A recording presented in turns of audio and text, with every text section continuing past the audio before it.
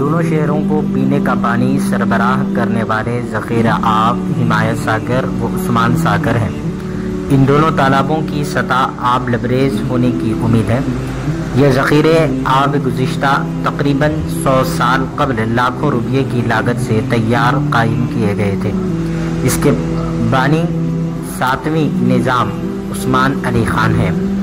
تالاب کے قیام کا مقصد عوام کو طغیانی سے محفوظ رکھنا تھا۔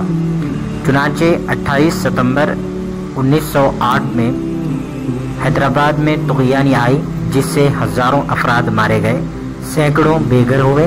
ان میں سے دکن حیدرآباد کے مشہور شاعر امجد حیدرآباد کا خاندان بھی شامل ہے۔ اس دوران نظام ہفتم میر عثمان علی خان نے رعایا کے لیے مختلف مقامات پر لنگر لگایا، جس میں کھچڑی کھانا وغیرہ غذائیں دی گئی۔ بارش کا زور اس قدر خطرناک تھا کہ لوگ اونچے مقامات پر بھی خود کو محفوظ نہیں تصور کر رہے تھے، لیکن اس موقع پر کچھ افراد اس آفت سے دواخانہ عثمانیہ میں واقع املی کے درخت پر چڑھ کر بچ بھی گئے۔ آج بھی وہ املی کا درخت افضل پارک میں موجود ہے۔ ہر سال اس دن کو بڑی اہتمام سے منایا جاتا ہے اور طغیانی کے وقت کو یاد کیا جاتا ہے، جس میں اس درخت نے تقریباً 150 افراد کی جان بچائی تھی۔ اس سلسلے میں ہمارے نمائندے ایم اے رشید نے سماجی جہدکار الیاس شمسی و دیگر سے خصوصی بات چیت کی۔ پیش ہے یہ خصوصی رپورٹ۔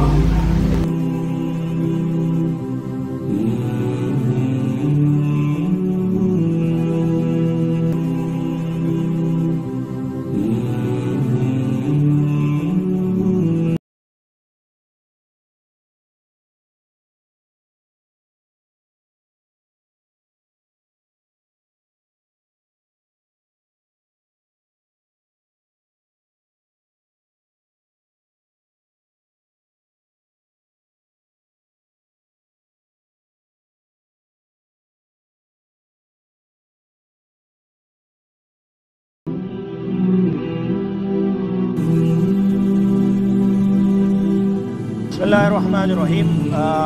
28 سپٹمبر حیدرآباد کی تاریخ کا ایک ایسا المیہ اور تاریخی دن ہے جسے حیدرآبادی کبھی نہیں بھول سکتے۔ جی ہاں، تاریخ حیدرآباد کی اور خاص طور سے یہ جو درخت آپ میرے پیچھے دیکھ رہے ہیں، اس درخت کی تاریخ یہ ہے کہ حیدرآباد میں اس کے بغل میں جانے والی موسیٰ ندی کی جو طغیانی آئی تھی، جو کہ اننتگیری ہل سے نکل کر چھوٹی چھوٹی جو ندیاں بہتی تھی یا چھوٹے چھوٹے جو نالے بہتے تھے، وہ سب مل کر معین آباد چیولڈا سے ہوتے ہوئے یہاں سے گزرتے تھے۔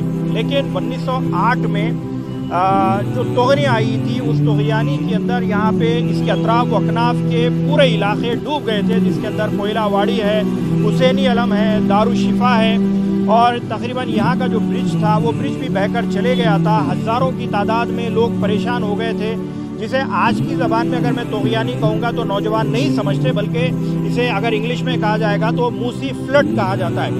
یہ فلڈ کے اندر اس وقت میں جو تباہی آئی تھی، وہ تباہی میں یہ درخت کی جو تاریخ ہے، وہ تاریخ یہ ہے کہ اس درخت پر کئی لوگوں نے چڑھ کر اپنی جانیں بچائی تھی، جو کہ عثمانیہ ہاسپٹل کے احاطے میں ہے۔ دیکھیے، کوئی مصیبت بھی اگر آتی ہے، کوئی راحت بھی آتی ہے، تو وہ من اللہ ہوتی ہے، اللہ کی طرف سے ہوتی ہے۔ تو اس وقت کے جو فرما روا تھے محبوب علی بادشاہ، انہوں نے فوری طور پر ریلیف کا کام شروع کیا۔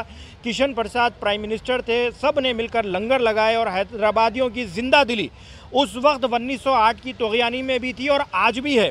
دیکھیے، یہ تمام تر باتیں آپ حضرات کے سامنے اس لیے رکھی جا رہی ہے کہ آج حیدرآباد کے اندر بھی تھوڑا سا پانی آتا ہے تو ندیم کالونی ڈوب جاتا ہے، یا شاہین نگر ڈوب جاتا ہے، یا پھر سرور نگر ڈوب جاتا ہے۔ یہ تمام تر چیزیں ڈوبنے کی وجہ یہ ہے کہ اللہ کا ایک نظام ہے کہ اس نے کئی ایسے تالاب اور کنٹے جو ہوتے ہیں، جو پانی ٹھہرنے کا مقام ہوتا ہے، یہ قدرتی طور پہ ہوتا ہے یا مصنوعی طور پر انسان بناتے ہیں، تو وہ پانی ٹھہرنے کی جگہ ہوتی ہے، جہاں پر اگر آپ گھر بنائیں گے تو آپ کے علاقے ڈوب جاتے ہیں۔ اور یہ جو موسیٰ ندی کے اندر جو یہ طغیانی آئی تھی، یہ قدرتی طور پر تھی، جس کی وجہ سے نہ صرف لو لائن ایریاز بلکہ اوپری علاقے بھی کئی ہزاروں کی تعداد میں لوگوں کے گھر ڈوب گئے تھے۔ امجد حیدرآبادی کی تاریخ بھی آتی ہے، بڑی پیارے انداز میں انہوں نے بتایا کہ کس طرح سے انہوں نے اس طغیانی میں ان کے والدہ، ان کی اہلیہ اور ان کی بچی جو معصوم بچی تھی اس کا حال بھی انہوں نے بیان کیا۔ لہٰذا یہ ہمارے لیے نہ صرف یہ مقام عبرت ہے بلکہ نشان عبرت بھی ہے کہ اللہ کی قدرت سے ٹکرانے والے ہم کام نہ کریں۔ اور یہ ایک درخت صرف لوگوں کو بچانے کے لیے نہیں ہے بلکہ آج ایسے ہی درختوں کی کبھی بھی ہمیں ضرورت پڑ سکتی ہے۔